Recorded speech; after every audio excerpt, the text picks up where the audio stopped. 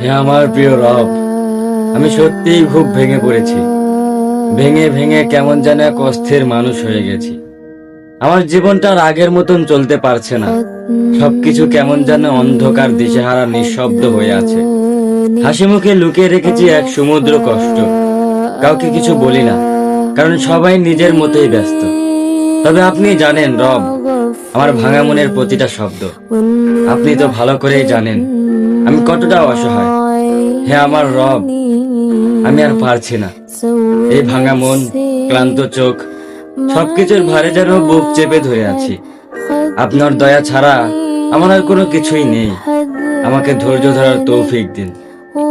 এই কষ্টগুলো সহ্য করার শক্তি দিন। আপনার ফয়সালায় রাজি থাকার হিম্মত দিন। হে আল্লাহ, আমাকে আর কখনোই একা কইরেন না। আপনি ছাড়া কেউই বোঝে না আমার এই নীরব কান্না।